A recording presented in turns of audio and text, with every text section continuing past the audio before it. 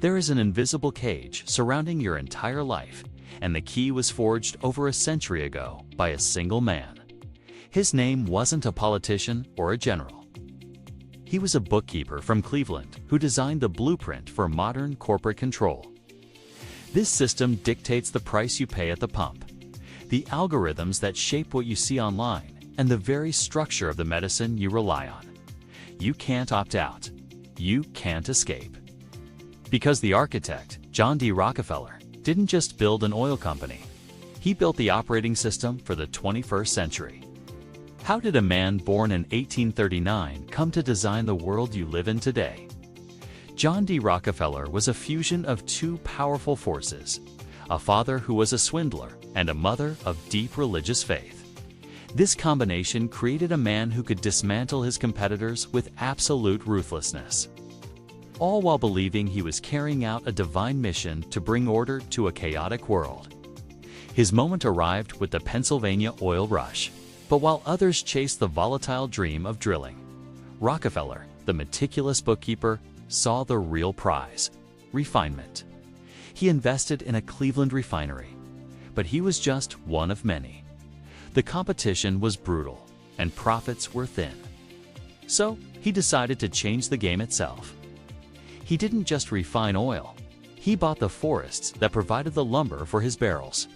He acquired the rail cars and negotiated secret deals with the railroads. He controlled the storage and the final distribution. This was vertical integration, owning every single step of the process. While his rivals paid full price for every component, Rockefeller's costs plummeted. He could then set prices so low that no one else could survive. This wasn't just business. It was economic warfare, and it was only phase one. With his cost advantage secured, he launched his masterstroke horizontal integration. He went to every other refinery owner in Cleveland and made them an offer. Sell to me at my price, or I will use my immense power to drive you into bankruptcy. Most had no choice but to surrender. In just a few months, he went from controlling one refinery to owning virtually all of them in the city. The blueprint for every modern monopoly was now complete. He didn't beat his rivals. He made rivalry impossible. By the 1880s, Standard Oil controlled over 90% of American refining. But with great size came great scrutiny. The public hated him. The government passed anti-monopoly laws. So Rockefeller evolved his system. His lawyers invented the trust.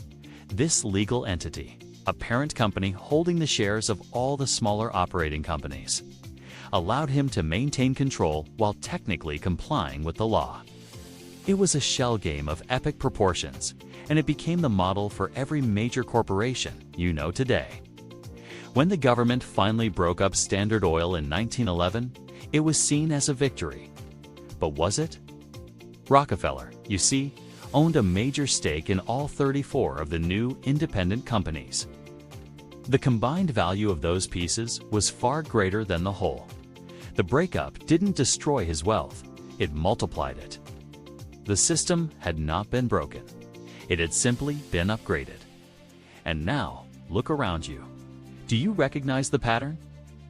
Amazon started by selling books. Oh, it owns the warehouses, the planes, the servers, and even the brands that compete on its own platform. Its vertical integration perfected. Google's parent company, Alphabet, is a direct descendant of the Standard Oil Trust, a holding company controlling a vast empire of separate subsidiaries. The pharmaceutical industry doesn't just sell drugs, it helps write the regulations that govern it, a tactic known as regulatory capture. And what of the billion-dollar foundations? Rockefeller pioneered the use of philanthropy to reshape society, avoid taxes, and launder a legacy. His foundation fundamentally altered American medicine and education to favor the very industries he helped create. Philanthropy became the final stage of corporate conquest.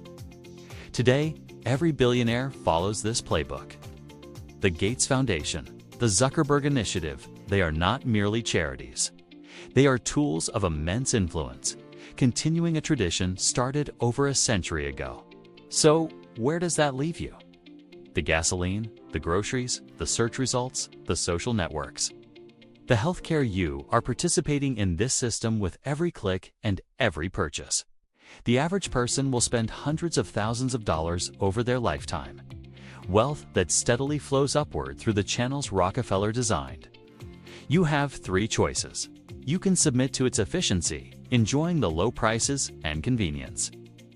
You can attempt to resist, making conscious but difficult choices to support smaller alternatives. Or you can understand the mechanism and, perhaps, position yourself to benefit from the flow of capital.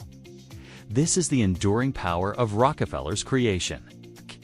He didn't build a company that lasted a century. He built a set of rules that became the foundation of our world.